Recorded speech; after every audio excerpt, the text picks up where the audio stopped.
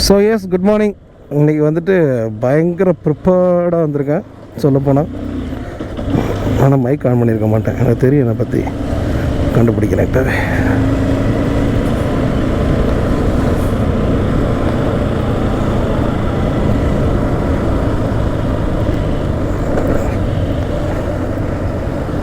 I think ஆனில் தான் இருக்குது, பரவாயில்ல. இருந்தாலும் ஒரு கிராஸ் செக் தான், தப்பு இல்லைல்ல. ஸோ இதான் பண்ணிட்டு ஓகே, குட் மார்னிங். இன்றைக்கி உண்மையிலேயே ரொம்ப ப்ரிப்பேர்டாக வந்திருக்கேன், கான்ஃபிடெண்ட்டாக வந்திருக்கேன். ஸோ நிறைய விஷயங்கள் பேசலாம்.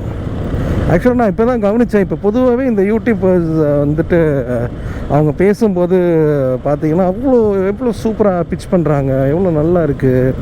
நமக்கு நம்மளாம் ஸ்கூலில் நல்லா தான் பேசுவோமே, நேர்லேயும் நல்லா பேசுகிற மாதிரி, ஐ மீன் ஸ்கூலில் நல்லா பேசுவோம் அப்படின்னு சொல்ல வந்தது என்ன அப்படின்னா, இந்த பேச்சு போட்டி அது இதெல்லாம் பயங்கரமாக அந்த பெர்ஃபார்மன்ஸ் பண்ணுது அப்படி சொல்ல வந்தேன். ஸோ அதுவும் இல்லாமல் இப்போ நேர்லேயும் போயிட்டு பசங்கள்கிட்டையும் நல்லா பேசுகிறோம், பயங்கரமாக உட்காந்து கமெண்ட் அடிச்சுக்கிட்டு இருக்கோம், கலாய்க்கிறோம், அதெல்லாம் இல்லைன்னு சொல்லலை. பட் ஆனால் ஒன்ஸ் இந்த மாதிரி இதை பற்றி நம்ம பேசுவோம் அப்படின்ட்டு ஒரு கட்டத்துக்கு வரும்போது எல்லாமே மிஸ் ஆகுது. யோசித்து வச்சது எல்லாமே ப்ராப்பராக பேச முடியல. ஸோ அது என்னடா அது பண்ணால் மற்றவங்களாம் எவ்வளோ பக்காவாக இருக்குது. மற்ற யூடியூப் சேனல்ஸ்லாம் ப்ரொஃபஷனலாக பார்க்கும்போது ஈவன் ஒரு விகடனோட யூடியூப் சேனலாக இருக்கட்டும், இல்லை இந்த ஐபிசி தமிழில் ஏதாவது ஒரு இதாக இருக்கட்டும், இல்லை ஈவன் மதன் கௌரியோடதாக இருக்கட்டும், இன்னும் நிறைய பேர் இருக்காங்கன்னு வச்சிங்களேன். ஸோ அதெல்லாம் பார்க்கும்போது என்னடான்னா இவ்வளோ பர்ஃபெக்டாக இருக்குது. அப்போ எதுக்கு வந்துட்டு ப்ராம்ப்ட் மாதிரி ஏதாவது போயிட்டுருக்குமா இந்த நியூஸ் ரீடிங் சேனல்லாம் வருமே. ஸோ அப்போலேருந்து அங்கே அப்படி தானே கேமரா முன்னாடியே ப்ராம்ப்ட் போயிட்டுருக்கோம், அப்படியே அதை பார்த்துட்டு அந்த இதுக்கு ஏற்ற மாதிரி வாசிப்பாங்கள்ல. ஸோ அந்த மாதிரி எது இருக்குமோ அப்படின்ட்டு பார்த்தா அப்புறம் தான் ஒரு நல்லா ரொம்ப டீப்பாக அதை பார்க்கும்போது தான் தெரியுது, கிட்டத்தட்ட ஒரு வீடியோவுக்கு வந்துட்டு மோர் தென் 150 கட்ஸ் இருக்குது, மினிமம் 100 கட்ஸாவது இருக்குது.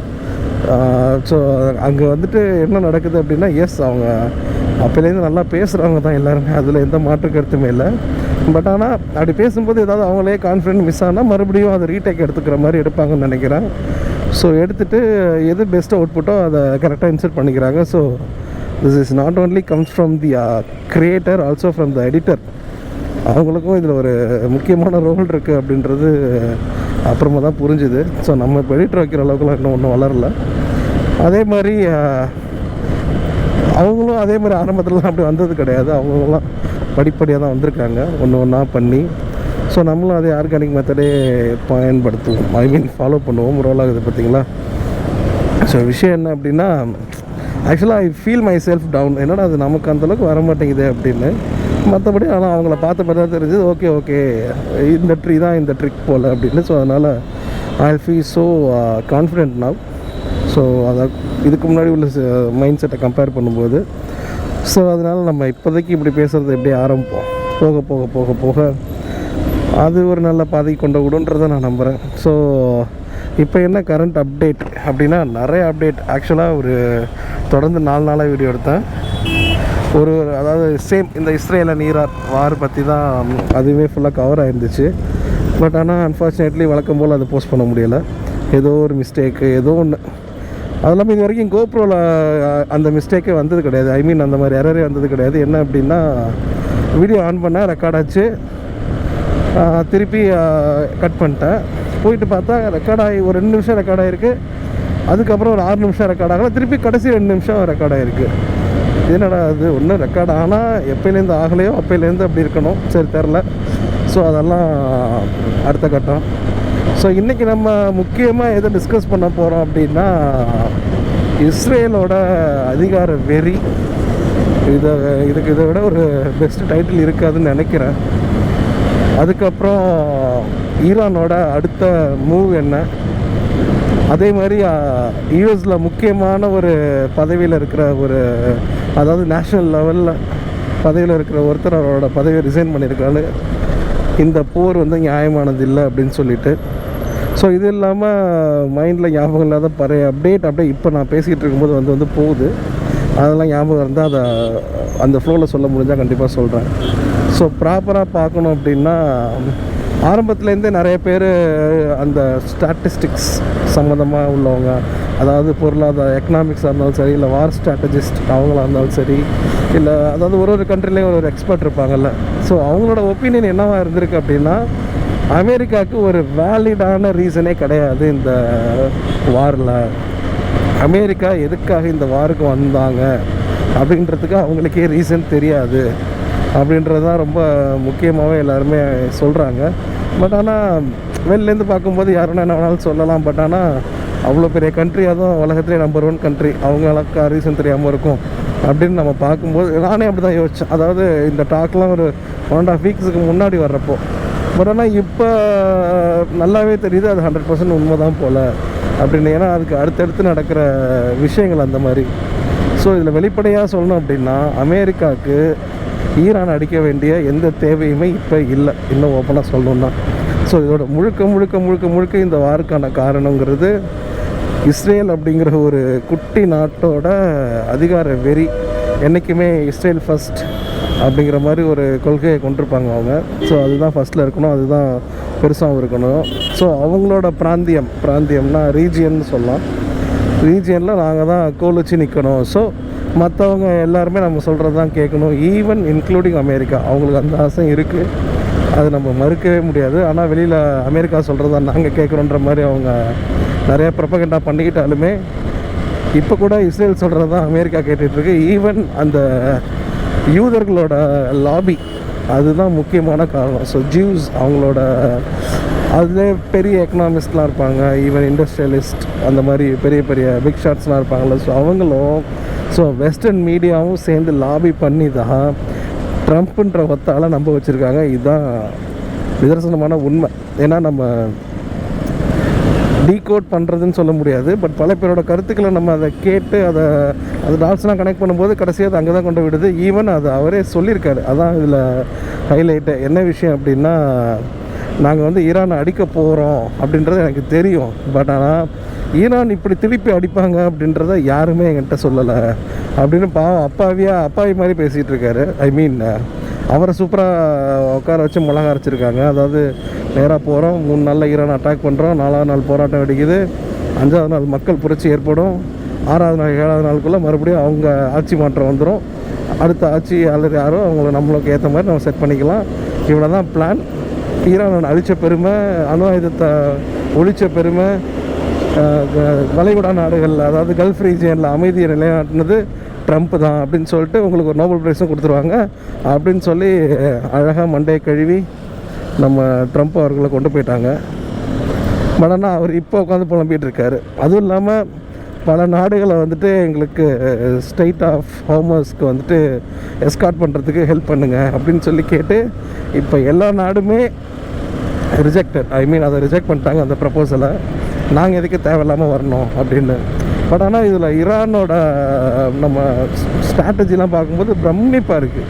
ஏன்னா நம்ம பார்த்த மீடியாலையும் சரி, சின்ன வயசுலேருந்து பார்த்த நியூஸ்லேயும் சரி, இந்த ஈரான், ஈராக், சிரியா, லெபனான் இவங்க எல்லாமே தீவிரவாத கண்ட்ரிகள். எப்போயாவது ஒன்று குண்டு வெடிச்சிக்கிட்டே இருக்கும். ஒன்று இங்கேருந்து அங்கே கொள்ளுவாங்க, அங்கேருந்து இங்கே கொள்ளுவாங்க. இப்படி தான் நம்ம சின்ன வயசுலேருந்தே பார்த்துச்சா ஒரு நிம்மதியே இல்லாத நாடகு தான் போல் அப்படிங்கிற மாதிரி என் மனசுலேயுமே அப்படி தான் இருந்துச்சு. ஏன்னா நம்ம பார்த்த நியூஸஸ்லாம் அந்த மாதிரி தான், அப்படி சொல்லி தான் நம்ம வளர்க்கப்பட்டிருக்கோம். அது ஈவன் பீப்புளாலையும் சரி, முக்கியமாக மீடியாவில் நம்ம எவ்வளோ நியூஸ் பார்ப்போம் சின்ன வயசுலேருந்து. அப்பா அம்மாலாம் பார்க்குறப்ப கூட சேர்ந்துலாம் பார்ப்போம்ல, விருப்பமே இல்லைனாலும் பார்த்துட்டு இருப்போமே. அந்த காலங்கள்லேருந்தே சொல்கிறேன், ஈரான் ஈராக்னாலே ஒரு போர், அது இது அப்படி இப்படின்ட்டு சொல்லுவாங்க. ஈவன் ஈராக் அப்படின்றப்ப தான் ஞாபகம் வருது. கரெக்டாக இன்றைக்கி மார்ச் 19 நினைக்கிறேன். இது இன்றைக்கி தான் ஈராக் மேலே அமெரிக்கா ஃபஸ்ட்டு வான்வழி தாக்குதல் பண்ணி அவங்களோட அந்த போரை ஸ்டார்ட் பண்ணுது. அந்த ஈராக் அமெரிக்கா போர் ஞாபகம் இருக்குன்னு நினைக்கிறேன், 2003 நடந்துச்சு. பட் அதுக்கு காரணமும் இஸ்ரேல் தான். இஸ்ரேல் கிண்டி விட்டுட்டு அமெரிக்கா அழகாக இவங்க அடிச்சுட்டு போங்கப்பா அப்படிங்கிற மாதிரி சொல்லிவிட்டு அவங்க வரமாட்டாங்க. ஆக்சுவலி இஸ்ரேலோட வார் ஸ்ட்ராட்டஜியுமே அதுதான். இஸ்ரேல் எப்போ ஃபைட் பண்ணாலுமே அவங்க தனியாகவே ஃபைட் பண்ண மாட்டாங்க, சுற்றி உள்ள நாடுகளையும் அந்த வாரில் இழுத்து விட தான் பார்ப்பாங்க. அதுதான் இஸ்ரேலோட ஸ்ட்ராட்டஜியாகவே இருந்திருக்கு அப்போலேருந்து சரி, இப்போ வரைக்குமே சரி.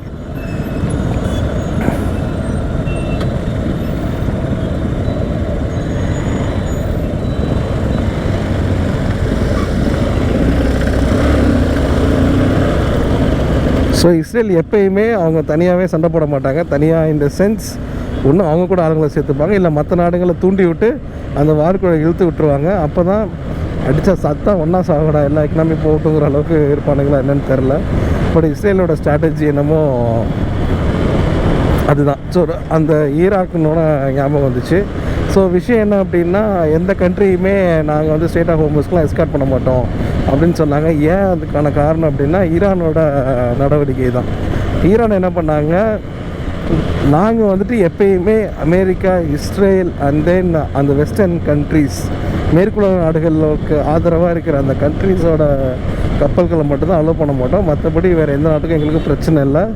அந்த நாட்டு கப்பல்கள் இங்கே இருந்தால் அந்த நாடு எங்களை தொடர்பு கொள்ளலாம், நீங்கள் எங்கள்கிட்ட பேசலாம், உங்களுக்கான பாதையை நாங்கள் ஓப்பன் பண்ணுவோம், இல்லை அதுக்கான சொல்யூஷன் கொடுப்போம் அப்படின்னு சொன்னதுனால ஸோ மற்ற கண்ட்ரிலாம் ரொம்ப சிம்பிளாக யோசிக்கிறாங்க. நான் எதுக்கு தேவையில்லாமல் என்னோடய வார்ஷிப்பெல்லாம் அனுப்பணும், அது தேவையில்லாத செலவு, தேவையில்லாத பதற்றம். அண்ட் தென் நான் சிம்பிளாக ஒரு ஃபோன் கால்லையே இந்த டீலை முடிச்சுட்டு போயிடலாமே, ஈரான் தான் சொல்லியிருக்காங்களே எங்கள்கிட்ட பேசுங்கன்னு, நான் எதுக்கு தேவையில்லாமல் என்னோடய வார்ஷிப்லாம் தூக்கிட்டு இங்கே வரணும்னு சொல்லிட்டு ஸோ ப்ரப்போசல் கொடுத்த எல்லா ட்ரம்ப் எங்கெங்கெல்லாம் ப்ரப்போசல் வச்சாரோ எல்லா கண்ட்ரியுமே ரிஜெக்ட் பண்ணிட்டாங்க. பட் ஆனால் இந்த இடத்துல ஒரு கொஸ்டின் வரலாம், என்ன அப்படின்னா, இந்தியாவில் உலகத்துலேயே number 1 navy force and then army force அப்புறம் ஏர்ஃபோர்ஸ் எல்லாமே பக்காவாக ஃபஸ்ட் நம்பர் 1ல் வச்சுருக்கிறது யூஎஸ் தானே. அப்புறம் எதுக்கு அவங்களுக்கு மற்ற நாட்டோட உதவியெல்லாம் தேவைப்படுது, அவங்களே வந்து இங்கே ஈஸியாக ஈரன் அடிச்சுட்டு போயிடலாமே, ஏன்னா 10 நாட்டுக்கிட்ட இருக்கிற பலம் அந்த ஒத்த நாட்டுக்கிட்டே இருக்கே அப்படின்னு கேட்கலாம். பட் ஆனால் அதில் தான் விஷயமே என்ன இருக்குன்னா, அதையுமே ட்ரம்ப் அதுக்கு பதில் ஓப்பனாகவே சொல்கிறாரு. ஸ்ட்ரைட் ஆஃப் ஹார்முஸ்ங்கிறது ரொம்ப ஒரு சின்ன இடம், அது என்ன தான் 30 கிலோமீட்டர் லென்த் இருந்தாலும் பட் அந்த சீயில் அந்த பரப்பில் வந்துட்டு கப்பல் போயிட்டு வர்ற பாதை என்னமோ ஜஸ்ட் 3 to 4 நாட்டிக்கல் மைல் தான்.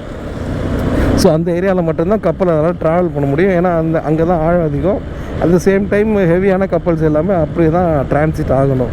ஸோ அவ்வளோ சின்ன இடத்துல யூஎஸோட நாங்கள் வார்ஷிப் எடுத்துகிட்டு வந்தால் அந்த ஈரான் வந்துட்டு சும்மா பொம்மை மாதிரி அவ்வளோ ட்ரோன்லாம் வச்சுருக்காங்க, அதை வச்சுட்டு ஈஸியாக அதை அடிக்க முடியும், சேதப்படுத்த முடியும். ஒரு வார்ஷிப்பை நாங்கள் கட்டுறதுக்கு 3 பில்லியன்லேருந்து 5 பில்லியன் அமெரிக்கன் டாலர் ஆகும். ஸோ அமெரிக்காவுக்கு இவ்வளோ பெரிய இழப்பு இது மூலமாக ஏற்படுத்த நான் விரும்பலை. அப்போ மற்ற கண்ட்ரிஸ் ஈஸியாக யோசிப்பாங்க, மற்ற கண்ட்ரிஸ் ஆகலாம், அமெரிக்கா சாகக்கூடாதுன்னு. பட் ஆனால் மனுஷன் இதையுமே ஓப்பனாக சொல்கிறான். ஸோ இது இந்த பக்கம் போயிட்டுருக்கு. அதே மாதிரி இப்போ ஒரு டாக் போயிட்டுருக்கு, பேச்சுவார்த்தை அப்படின்னு. ஏன் அப்படின்னா, அமெரிக்காவால் தாக்கு பிடிக்க முடியாது நல்லாவே தெரிஞ்சிருச்சு. அதே மாதிரி ஈரானும் நாங்கள் பேச்சுவார்த்தைக்கு இப்போதைக்கு தயாராகவே இல்லை அப்படின்ட்டாங்க. அதான் உண்மை. ஆனால் அந்த பேக் எண்டில் அதுக்கான ப்ரப்போசல்ஸ் கொடுக்கப்பட்டதாகவும் அதுக்கான முயற்சி எடுக்கப்பட்டதாகவும் தான் நிறைய பேர் சொல்கிறாங்க. பட் ஆனால் ஈரானோட ஸ்டாண்ட் என்ன அப்படின்னா, கல்ஃப் ரீஜியனில் US and then Israel are அந்த ஃபுல் அண்ட் ஃபுல் அவங்களோட ஏர் பேசஸ் அண்ட் தென் அவங்களோட நேவி பேசஸ் எல்லாத்தையுமே கம்ப்ளீட்டாக மேனேஜ் பண்ணிட்டு அவங்க திருப்பி அவங்க கண்ட்ரிக்கே எல்லோரும் போயிடணும். அது நடக்கிற வரைக்கும் நாங்கள் மறுபடியும் இந்த பேச்சுவார்த்தைக்கே வரமாட்டோம். அதே மாதிரி இன்னொரு அட்டாக் ஈரான் மேலே இதுக்கப்புறம் நடக்கவே கூடாதுங்கிற உறுதித்தன்மையை வந்து அமெரிக்காவும் இஸ்ரேலும் கொடுக்கணும். அது வந்து உலக நாடுகள் முன்னாடி அது நடக்கணும். அவங்க தான் அதுக்கு பொறுப்பாக இருந்து அதை முடிச்சு வைக்கணும். இதுக்கெல்லாம் ரெடினா மட்டும்தான் நாங்கள் பேச்சுவார்த்தைக்கே வருவோம் அப்படிங்கிற மாதிரி ஒரு விஷயத்த சொல்லியிருக்காங்க. அட் த சேம் டைம் என்ன தான் பேச்சுவார்த்தைன்னு முன்னாடி நின்று சொல்லிகிட்டு இருந்தாலும் இஸ்ரேல் வந்துட்டு அவங்க சும்மா நிற்கிற மாதிரி இல்லை. ஈவன் அமெரிக்காவே அதனால் கொஞ்சம் கடுப்பில் தான் இருக்குது. இவன் வேறு சும்மா இல்லாமல் என்ன உள்ளே இழுத்துட்டானேடா அப்படிங்கிற மாதிரி விஷயம். என்னென்னா, ஈரானோட ஒரு வெல் நோன் லீடர், அதாவது அந்த ஊர் மக்களாலேயே ரொம்ப நேசிக்கப்படுற ஒருத்தர், அதாவது அல் கமேனி மேலே கூட இறந்து போனார்ல சுப்ரீம் லீடர். ஸோ அவரோட மேலே கூட நிறைய அலிகேஷன்ஸ் இருக்குது. சர்வாதிகாரம் பண்ணார், நிறைய இளைஞர்களை கொன்று குவிச்சார், போராட்டக்காரங்களை அடக்குனார், அவ்வளோ கொலைகள் பண்ணியிருக்காரு. அதனால் ஒரு சர்வாதிகாரி அப்படின்னு டிக்டேட்டர் அப்படிங்கிற மாதிரி 2 டைப் ஆஃப் பீப்புள்ஸ் இருக்காங்க ஈரானில். ஸோ இதை பேசுகிறவங்களும் இருக்காங்க, அதை பேசுகிறவங்களுமே இருக்காங்க. ஸோ விஷயம் என்ன, ஆனால் இப்போ இறந்தார் பாருங்க, அவர் வந்துட்டு பிடிக்காத ஆளே இல்லை அப்படின்ற மாதிரி பேசுகிறாங்க. கிட்டத்தட்ட ஈரானோட வளர்ச்சியில் அவரோட பங்கு ரொம்ப முக்கியமானது அப்படின்றாங்க. அவர் யார் அப்படின்னா, இராணுவ தலைவர், ஈரானோட மிலிட்ரி ஃபோர்ஸோட லீடர் அலி லஜ்ரானி அவரோட பேர். ஸோ ஒரு 4 நாள் முன்னாடி தான் மக்களோட மக்களாக ஒரு ரொம்ப கேஷுவலாக ஒரு பரேட் போயிட்டு இருந்தார். அங்கே ஏதோ ஒரு ஃபங்க்ஷன் நினைக்கிறேன், சம்திங் ஏதோ ஒரு விழாவா இல்லை ஏதாவது ஒரு சம்பிரதாயமானு தெரில. அப்படி போயிட்டு இருக்கும்போது, அதாவது டொனால்ட் ட்ரம்ப்பு சொல்லிகிட்டு இருந்தார், ஈரானோட லீடர்ஸ் எல்லாம் பயந்து போய் பங்கருக்குள்ளே ஒளிஞ்சிக்கிட்டு இருக்காங்க அப்படின்னு.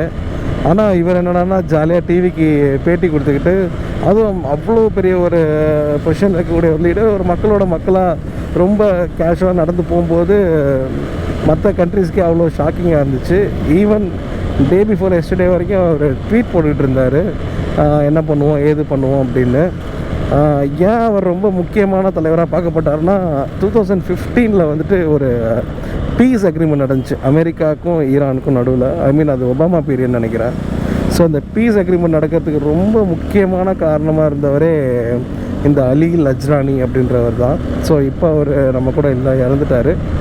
இஸ்ரேல் நடத்தின ஒரு அட்டாக்கில் தான் அவரை கொண்டிருக்காங்க. பட் ஆனால் அவரோட ஒரு லாஸ்ட் இன்டர்வியூ ரீசெண்டாக ஒரு 1 வீக் முன்னாடி அங்கே உள்ள ஒரு சேனலுக்கு ஒரு இன்டர்வியூ கொடுத்துருந்தாரு. ஸோ அப்போ அதில் அவர் தெளிவாக சொன்ன விஷயம் என்ன அப்படின்னா, நீங்கள் எங்களை கொல்றீங்க, ஓகே கொல்லுங்க, இல்லைன்னு சொல்லலை.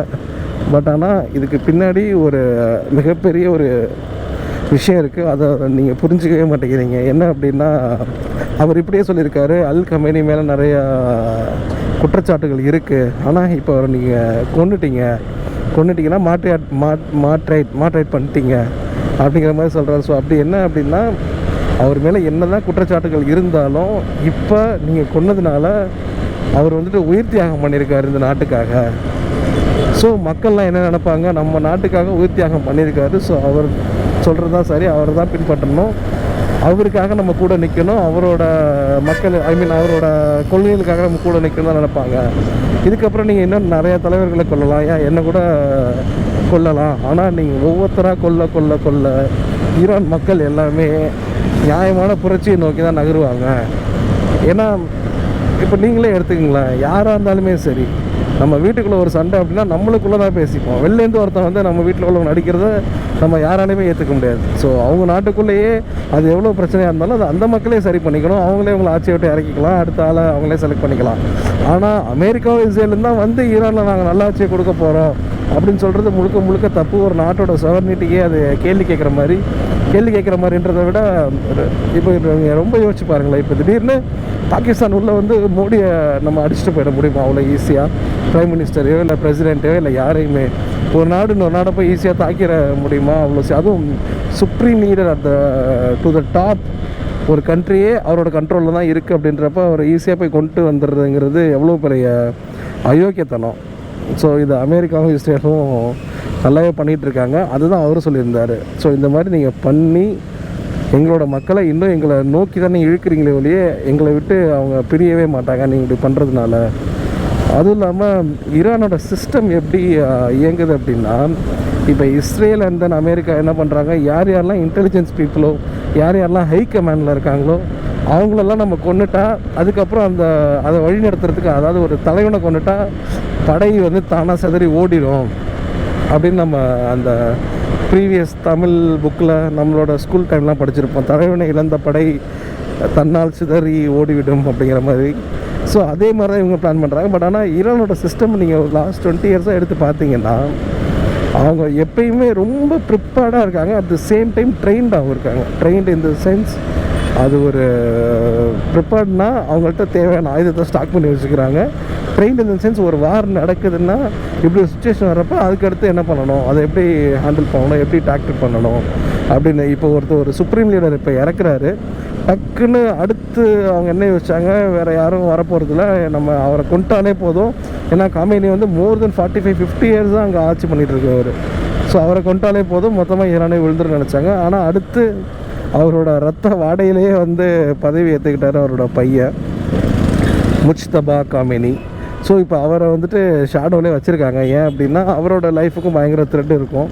கண்டிப்பாக அவர் உயிரோட இருக்காருன்றதை நான் நம்புகிறேன், இல்லைன்னு சொல்லலை. பட் ஆனால் இப்போது வெஸ்டர்ன் மீடியாலாம் அவரையும் கொண்டுட்டதா சும்மா ஒரு பரலி தான் நினைக்கிறேன், அது உண்மையாக இருக்காது.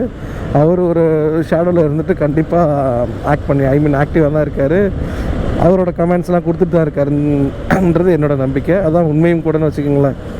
ஸோ இப்போ அவர் வந்து பதவி ஏற்றுட்டார். ஸோ இப்போ நினச்சாங்க சுப்ரீம் லீடர் இல்லை, ஈரானுக்கு எல்லாம் கவுந்துருன்னு பார்த்தா இவர் சுப்ரீம் லீடர் ஆகிட்டார். ஸோ அதே மாதிரி இப்போது அலி லஜ்ரானி அவர் இறந்துட்டார். உடனே அவரோட இடத்துக்கு அடுத்தவர் வந்துட்டு அதை விட இன்னும் வீரியமாக, அதை விட இன்னும் வேகமாக வேலை பார்க்குறாங்க. ஸோ இதுவும் அலி லஜ்ரானி சொன்னதான், நீங்கள் வந்து எங்கள் ஆளுங்களை கொல்லலாம், பட் ஆனால் எங்களோட சிஸ்டத்தை கொல்ல முடியாது.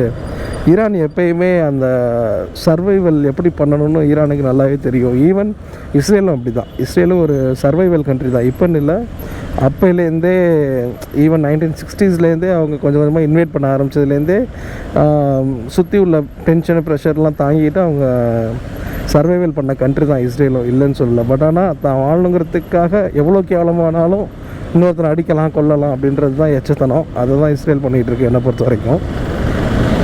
ஸோ எனக்கு என்னமோ இதில் வந்துட்டு ஈரான் சைடில் தான் நிறையா நியாயங்கள் இருக்கிற மாதிரியே தோணுது. ஸோ அதுவும் இல்லாமல் ஒரு நல்ல பத்திரிக்கை பேராச்சே, மறந்துடுச்சு, ஒரு யூகேயோட நாளிதழ்னு சொல்லுவாங்க. அங்கே என்ன அந்த ப்ரெஸ்ஸில் என்ன வளருது ரிலீஸ் ஆகிருக்கு அப்படின்னா, ஜஸ்ட் மினிட். ஸோ அதில் என்ன சொல்லியிருக்காங்க அப்படின்னா, ஈரானுக்கு Feb 26 அந்த மாதிரி ஈரானுக்கும் அமெரிக்காவுக்கும் நடுவில் ஒரு பெரிய பேச்சுவார்த்தை நடந்துச்சு. ஸோ அதில் வந்து பிரிட்டனோட நேஷ்னல் செக்யூரிட்டி அட்வைசரும் அந்த மீட்டிங்கில் இருந்திருக்காரு. At the same time Oman தான் அதை வந்து மத்தியஸ்தம் பண்ணியிருக்காங்க, அதாவது பஞ்சாயத்து பண்ணுற மாதிரி நடுவில் என்ன அதை நடத்தியிருக்காங்க. ஸோ அதில் என்ன ஆச்சு அப்படின்னா, பீஸ் அக்ரிமெண்ட், அதாவது செறிவூட்டப்பட்ட என்ரிச்டு யுரேனியம்னு சொல்லுவாங்க, தமிழில் செறிவூட்டப்பட்ட அணுக்கதிர்னு சொல்லுவாங்க, இங்கிலீஷில் அந்த என்ரிச்டு யுரேனியம்ஸ்னால் என்ன அப்படின்னா, அதோட யூஸ் என்ன அப்படின்னா, நார்மலாக ஒரு யுரேனியம் இருந்தாலே நம்ம நியூக்ளியர் வெப்பன் செஞ்சிட முடியாது. ஸோ அந்த யுரேனியத்தை நம்ம என்ரிச் பண்ணணும். ஸோ என்ரிச்டு யுரேனியம்ஸை வச்சு மட்டும்தான் நம்ம நியூக்ளியர் வெப்பனே நம்ம க்ரியேட் பண்ண முடியும். ஸோ ஈரான்கிட்ட வந்துட்டு 650 kgs அப்படின்னு நினைக்கிறேன், as per the report 650 kgs of enriched uraniums. So நாங்கள் அதை வந்துட்டு ஃபுல்லாகவே டிசால்வ் பண்ணுறதுக்கு ரெடி அப்படிங்கிற மாதிரி ஈரான் சொல்லியிருந்துருக்காங்க. பட் ஆனால் அந்த அக்ரிமெண்ட் ஆல்மோஸ்ட் சைன் ஆக போகக்கூடிய நேரத்தில் தான் இஸ்ரேல் உடனே ஈரான் அடிச்சிருக்காங்க. விச் மீன்ஸ் இனிமேல் ஈரான் வந்து இந்த அளவுக்கு சைன் பண்ணிட்டாங்கன்னா அமெரிக்காவில் இஸ்ரேலுக்கு பெரிய த்ரெட் இருக்காது. பட் ஆனால் நம்மளுக்கு அந்த த்ரெட் வந்துக்கிட்டே இருக்கும். இஸ்ரேலை வந்து ஈரான் அடிக்கணும்னு சொன்னால் கூட அவன் தான் என்கிட்ட அக்ரிமெண்ட் போட்டிருக்கானே, நான் எதுக்கு அவன் வந்து அடிக்கணும்னு அமெரிக்கா கேட்டாலும் கேட்டுருமோ அப்படிங்கிற பயத்துலேயும் சரி, பதட்டத்துலேயும் சரி, ட்ரம்ப்பை என்ன சொல்லி கன்வின்ஸ் பண்ணாங்கன்னு தெரில. அதுவும் இல்லாமல் ட்ரம்ப் வேறு ஆல்ரெடி சொல்லியிருந்தார், நான் வந்து அமெரிக்காவை இன்னொரு போருக்குள்ளே இழுத்துட்டு போக மாட்டேன் அப்படின்னு. அது வந்து அவரோட வாக்குறுதியாகவே இருந்துச்சு சொல்லப்போனால் அவரோட லாஸ்ட் எலெக்ஷன் கேம்பெயினில். ஸோ இந்த அளவுக்கு நடந்துக்கிட்டு இருக்குது. பட் ஆனால் ஈரான் கண்டிப்பாக அவ்வளோ சீக்கிரத்தில் விட்டு கொடுக்க மாட்டாங்க. எனக்கு என்னமோ அமெரிக்கா மறுபடியும் இதில் பின்வாங்கிட்டு தான் ஓடுன்னு நினைக்கிறேன். பட் இந்த இஸ்ரேல் தான் நல்லா நடுவில் இன்னும் குளிர் காஞ்சிட்ருக்காங்க, ரொம்ப கடுப்பாக இருக்குது அதை பார்க்கும்போது. ஸோ உங்கள் மனசில் என்ன இருக்குன்னு நீங்கள் சொல்லுங்கள். பட் ஆனால் நம்ம கொஞ்சம் நிறைய பேச வேண்டியது இருந்துச்சு. அந்த முக்கியமான ஒருத்தர் பதவி விலகினார்ல, அவரை பற்றி நம்ம அடுத்ததில் பார்ப்போம். So anyway, it's a tea time. Tata bye.